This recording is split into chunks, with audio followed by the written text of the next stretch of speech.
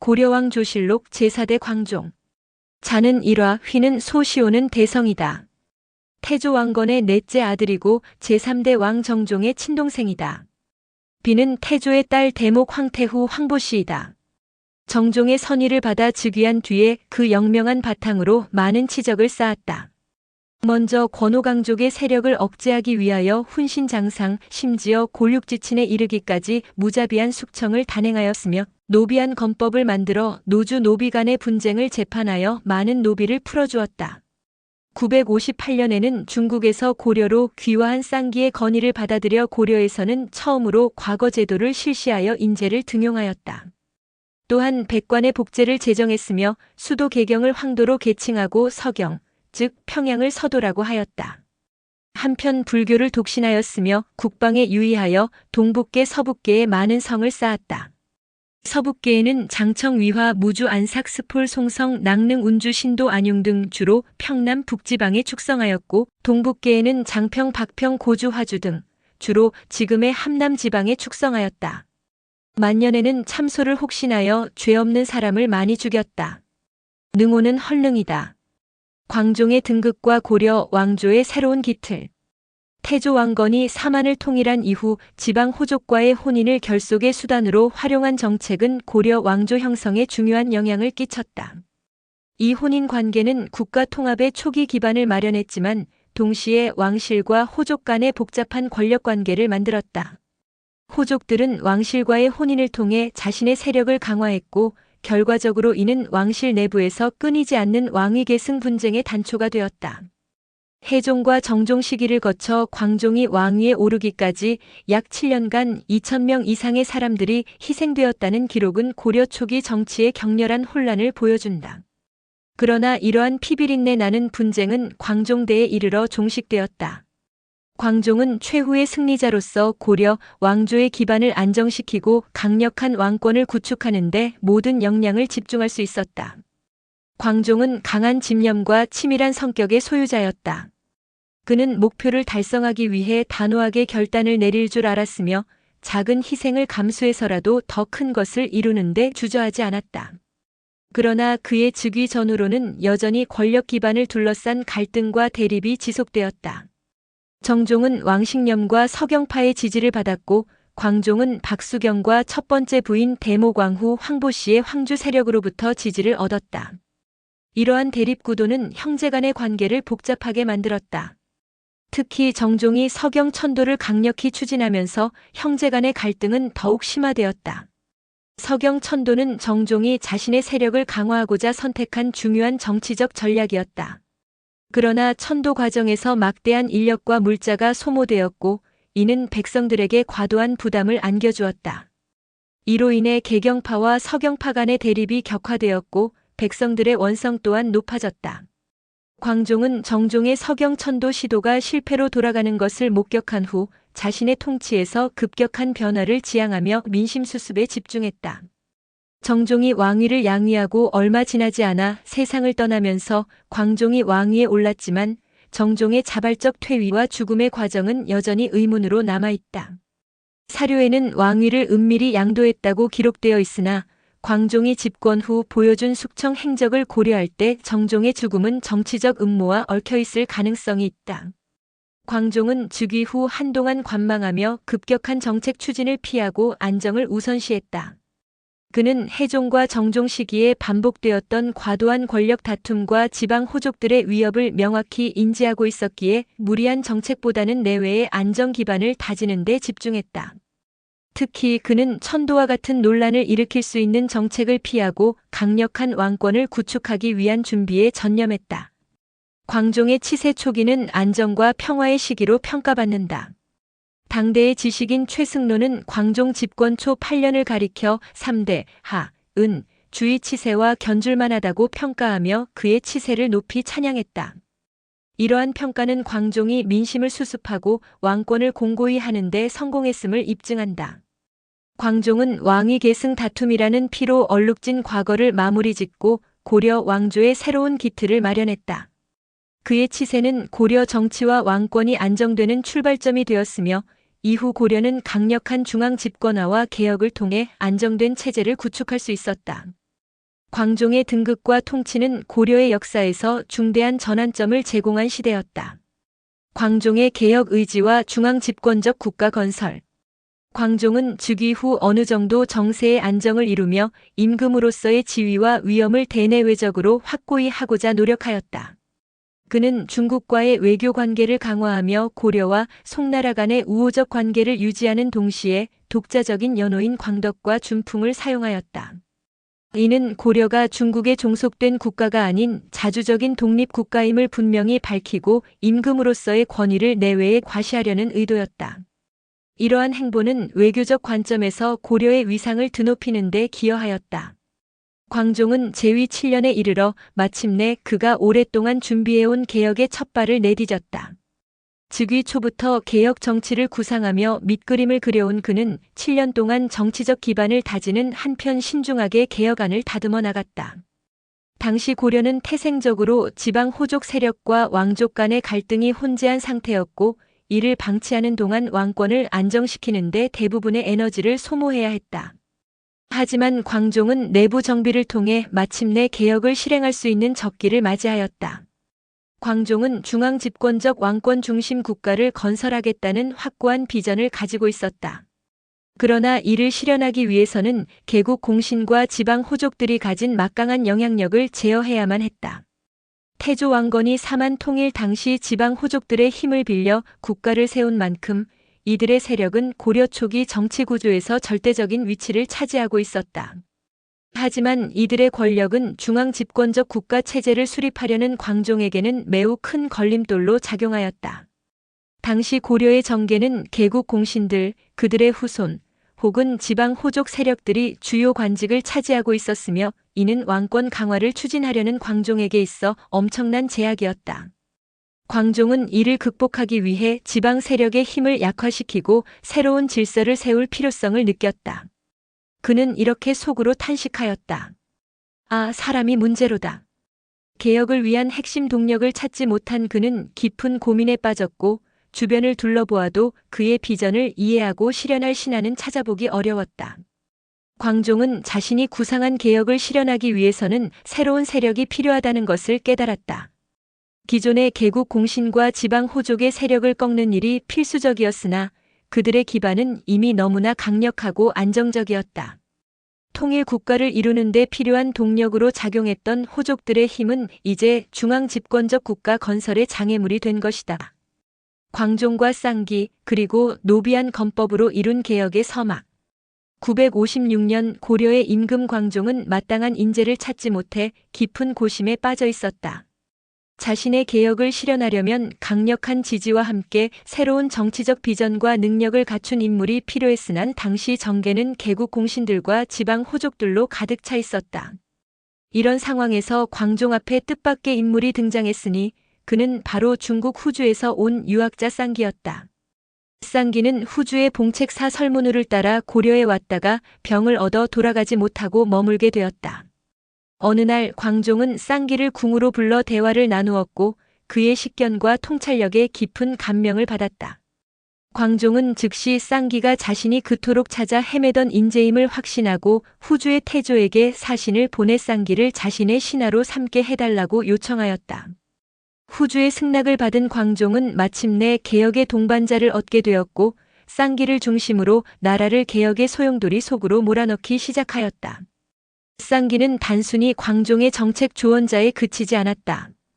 그는 당시 후주에서 왕권을 강화하고 나라의 기틀을 다지는데 중요한 역할을 했던 인물로 중앙 집권적 정치 체제와 개혁 방안에 대한 풍부한 지식과 경험을 갖추고 있었다. 이와 같은 쌍기의 존재는 광종의 개혁 정책의 추진력을 강화시켰다. 광종은 그를 통해 당시 고려 내부의 구조적 문제를 해결하고 새로운 정치 질서를 구축할 수 있다는 확신을 얻었다. 광종은 쌍기를 받아들인 직후 첫 번째 대대적인 개혁으로 노비안 건법을 시행하였다. 이 법은 호족들의 경제적 기반을 약화시키는 데 초점이 맞춰진 혁신적인 정책이었다. 기득권을 가진 사람들은 쉽게 특권을 포기하지 않는다는 점은 역사가 증명하고 있다. 그러나 고려의 제4대 임금 광종은 호족들의 격렬한 반발과 심지어 왕실 내부의 반대에도 굴하지 않고 자신이 준비해온 개혁의 의지를 끝까지 관철시켰다. 7년이라는 긴 세월 동안 신중히 준비한 광종의 개혁 정책은 단순한 변혁이 아니라 고려라는 국가의 체질을 근본적으로 바꾸는 대전환이었다. 광종은 노비안 건법을 통해 지방 호족들의 경제적, 군사적 기반을 흔드는 데 집중했다. 당시 노비들은 국가에 세금을 내거나 병역 의무를 지지 않았으며 단지 주인에게 노동력을 제공하거나 사병으로 동원되는 존재였다. 이는 호족들에게 있어 매우 중요한 경제적, 군사적 자원이었고 광종은 바로 이 점에 주목했다. 호족들의 힘의 원천이 토지와 노동력에 있다는 사실을 명확히 인지한 광종은 노비들의 신분을 회복시키는 과정을 통해 호족들의 기반을 약화시키고자 했다. 노비안 건법의 핵심은 억울하게 노비로 전락한 양인들의 신분을 복권시키는 데 있었다. 삼국시대부터 노비 신분이었던 사람들은 소수에 불과했으며 대부분의 노비는 전쟁 포로로 잡혔거나 호족들에 의해 강제로 노비가 된 경우가 많았다. 이 법이 시행되자 노비들은 관청으로 달려가 자신이 본래 양인이었음을 신고하며 신분을 되찾았다. 양인으로 돌아온 이들은 국가의 세금과 병역 의무를 지게 되었고 이는 왕권 강화의 중요한 동력이 되었다. 결과적으로 노비안 건법은 호족들에게 큰 타격을 입히며 그들의 권력을 약화시키는 데 성공했다. 노비안 건법이 어느 정도 실효를 거두자 광종은 개혁의 두 번째 단계를 시작하였다. 그는 쌍기를 불러들여 중국 후주에서 시행되던 과거 제도를 고려에 도입하도록 하였다. 과거 제도는 겉으로는 숨은 인재를 발굴하여 관리로 등용한다는 명분을 내세웠지만 실제로는 호족 세력을 견제하고 왕권을 강화하려는 정치적 의도를 담고 있었다. 과거제가 시행되기 전 고려의 관리가 될 수 있는 길은 공신과 호족들의 후손들에게 사실상 독점되어 있었다. 이들은 지역에서 제왕처럼 군림하며 중앙의 정치에도 영향을 미쳤다. 호족들은 자신들의 친인척과 측근들을 중앙정치에 진출시키는 방식을 통해 왕실 못지않은 강력한 세력을 형성하고 있었던 것이다. 과거제의 도입은 이러한 호족 중심의 체제를 근본적으로 뒤바꾸는 계기가 되었다. 새로운 관료들은 실력에 기반한 과거 시험을 통해 선발되었고 이는 광종의 중앙 집권적 정치 체제를 확립하는 데 크게 기여하였다. 광종의 개혁은 여기에 멈추지 않았다. 그는 백관의 관복 제도를 체계화하여 서열과 위계 질서를 정립하였다. 관복 제도가 도입되기 전에는 경제력이 있는 자들은 화려한 옷을 입고 그렇지 못한 자들은 허름한 옷을 입어 신분과 계급의 구별이 불분명했다. 그러나 관복 제도를 통해 각 계급의 서열을 명확히 하고 임금을 정점으로 하는 질서를 확고히 하였다. 이는 과거제를 통해 새롭게 선발된 관료들이 증가함에 따라 자연스럽게 정착된 제도였다. 광종은 또한 호족들과 연관된 세력을 왕권으로부터 철저히 단절시켰다. 쌍기를 비롯해 귀화한 인물들을 개혁의 주축으로 삼았고 과거제를 통해 선발한 신진 관료들을 육성하며 개혁을 더욱 강력하게 추진하였다. 이는 기존의 호족 중심 정치 구조를 대체하는 새로운 권력 구조를 만드는 데 중요한 역할을 했다. 광종의 개혁은 단순한 제도 개혁이 아니었다. 이는 고려의 정치, 경제, 사회 구조를 근본적으로 바꾸는 거대한 변화였다. 호족들의 거센 반발과 사회적 혼란이 뒤따랐지만 광종은 이를 통과 의례로 여기며 끝까지 자신의 비전을 밀어붙였다. 그 결과 고려는 중앙 집권적 왕권 체제를 기반으로 한 국가로 탈바꿈할 수 있었다. 광종의 통치는 고려 초기의 혼란을 종식시키고 새로운 시대를 여는 전환점이 되었으며 그의 개혁은 이후 고려의 정치적 안정과 발전의 초석을 마련한 혁신적인 시도로 평가받는다. 광종의 철권 통치와 호족 세력의 몰락. 광종은 즉위 초반부터 고려 왕조의 독립성과 왕권 강화를 위해 다양한 시도를 이어갔다. 그는 독자적인 연호를 사용하며 왕권의 상징성을 부각했고 중국 대륙을 장악한 후주의 연호를 한때 채택했지만 960년 후주가 멸망하자 다시 준풍이라는 독자 연호를 사용하였다. 그는 자신을 황제로 칭하고 계경을 황도, 서경을 서도로 계칭하며 고려의 자주성을 드높이고 왕권을 강화하려 했다. 이러한 조치는 중국과의 외교적 관계를 유지하면서도 자주적 국가로서의 입지를 굳히고자 한 의도가 담겨 있었다. 그러나 동시에 이는 호족들의 도전을 사전에 차단하려는 광종의 정치적 계산이기도 했다. 광종은 가능하면 피를 보지 않고 왕권을 강화하려 노력했지만 상황은 그의 뜻대로 흘러가지 않았다. 평주에서 박승희가 반란을 일으킨 사건은 그의 통치 철학에 큰 변화를 가져왔다. 왕권에 대한 직접적인 도전으로 받아들인 광종은 반란을 가혹하게 진압하며 본격적인 철권 통치의 길로 나아갔다. 박승희 형제는 물론 반란과 관련된 자들의 친가와 처가에 이르는 구족까지 처형함으로써 호족들에게 두려움을 심어주었다. 이러한 강경한 대응은 단순한 진압을 넘어 왕권에 대한 절대적 권위를 확립하려는 의지의 표현이었다. 광종은 이후에도 왕권을 위협할 가능성이 있는 모든 세력에 대해 가차없는 태도를 보였다. 반란 혐의가 있는 자는 물론이고 왕권에 장애가 될 만한 인물들까지 숙청 대상에 포함되었다. 이 과정에서 해종의 아들 흥화군, 정종의 아들 경춘원군, 그리고 심지어 효은태자까지 죽임을 당했다. 심지어 광종의 권력 기반을 구축했던 박수경조차 그의 숙청 칼날을 피하지 못했다. 이러한 숙청은 단지 왕권 강화를 위한 수단이었을 뿐 아니라 호족 세력을 완전히 제거하여 중앙 집권적 국가를 확립하려는 광종의 의지가 담겨 있었다. 광종의 철권 통치는 매우 강력했고 이에 따라 고려의 초기 강력한 호족 세력들은 거의 모두 제거되었다. 기록에 따르면 이 시기 숙청으로 희생된 사람이 1000여 명에 달한다는 사실은 그의 통치 방식이 얼마나 철저하고 과감했는지 잘 보여준 것이다. 이는 조선 태종의 주의가지 쳐내기를 연상시킬 만큼 치열했던 권력 투쟁의 한 단면이었다. 광종의 철권 통치는 피로 물든 측면이 있지만 그 결과 왕권은 중앙 집권 체제로 강화되었고 고려의 정치적 안정과 발전을 이루는 기반이 마련되었다. 광종의 이러한 통치는 단순히 잔혹한 행위로 평가받기보다는 고려라는 국가의 정치적 정체성을 확립하고 새로운 질서를 세운 통치 방식으로 역사에서 중요한 전환점으로 기록되고 있다.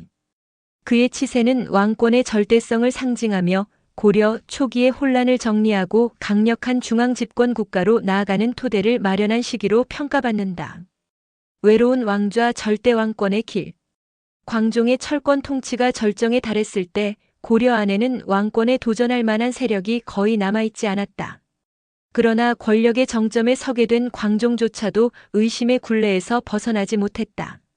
그는 자신의 주변 신하들과 지방 호족들뿐만 아니라 부인 대모광후와 자신의 아들들조차 경계하며 지냈다. 이는 권력이 인간에게 가져오는 중독성과 고립의 단면을 보여준다. 권력이 부자 간에도 나누어질 수 없다는 말처럼 절대 권력의 정점에 오른 광종은 자신을 더욱 외로운 군주로 몰아넣었다. 광종이 이처럼 극단적인 경계심을 드러낸 데는 정치적 상황이 큰 영향을 미쳤다. 철권 정치에 숨막혀하던 호족들이 새로운 왕을 내세워 반정을 꾀하려는 음모가 있었을 가능성도 있다. 왕손 중 한 명을 명분으로 세운다면 반정의 명분을 쉽게 확보할 수 있었기 때문이다. 해종과 정종의 아들들이 죽음을 맞이한 것도 이러한 정치적 음모의 연장선에서 해석할 수 있다. 결국 광종은 조카들을 제거하고 심지어 자신의 아들까지 경계해야 했던 외로운 군주의 길을 걸었다. 광종의 혼사 또한 정치적 목적에서 크게 벗어나지 않았다.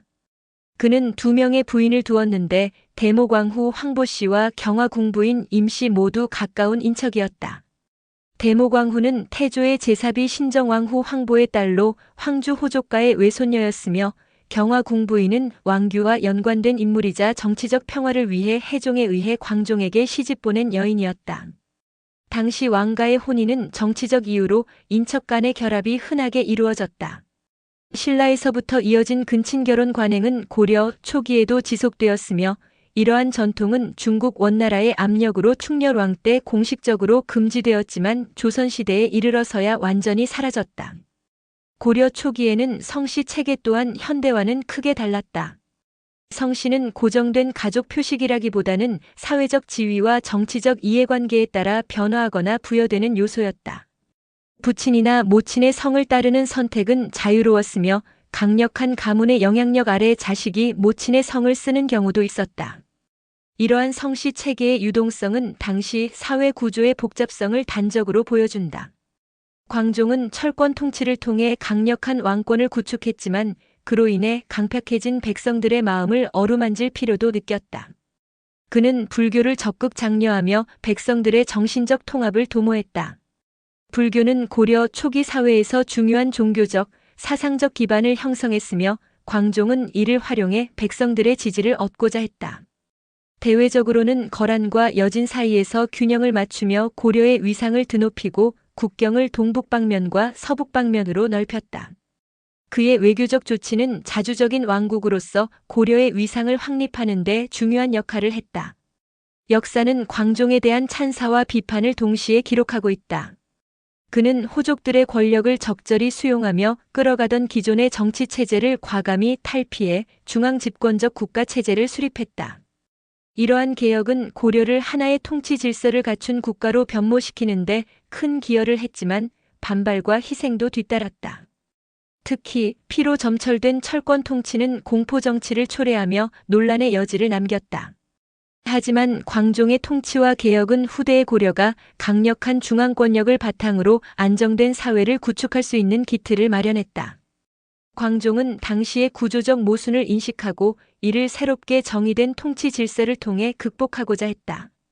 그 과정에서 그는 피비린내 나는 왕권 다툼을 끝내고 중앙정부가 실제로 통치력을 행사할 수 있는 국가다운 기반을 구축했다.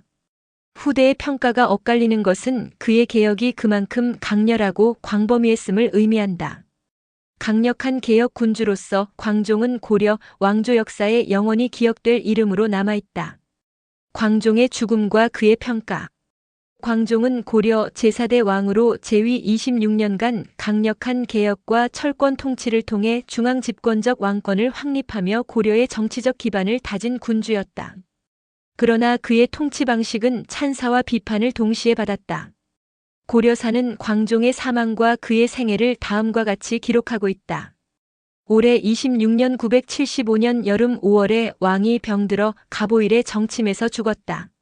재위 연수는 26년이요 향수는 51세였다.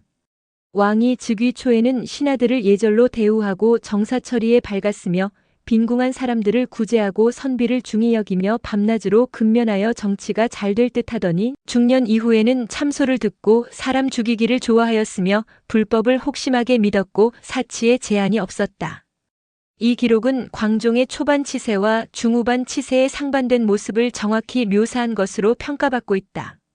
그는 즉위 초기에 근면하고 빈궁한 자들을 구제하며 선정을 베풀었으나 말년에는 참소를 듣고 숙청과 사치를 일삼는 군주로 변모하였다. 이러한 변화는 그의 왕권 강화 과정에서 겪은 정치적 압박과 주변의 저항으로 인해 생겨난 것으로 보인다. 광종이 죽은 후 그에게는 시호로 대성이, 묘호로는 광종이 주어졌다. 그는 악산 북쪽 기슭에 장사되었으며 그 묘소는 헐릉이라 불렸다. 광종의 사망 기록은 그의 통치 방식과 정책의 변화를 여실히 보여준다. 초기에는 개혁 군주로서의 이상을 실현하려 했던 그의 모습이 돋보였으나 왕권 강화를 위해 지나치게 의심과 숙청에 의존하며 공포 정치로 변질된 말년의 모습은 비판받는 부분이다.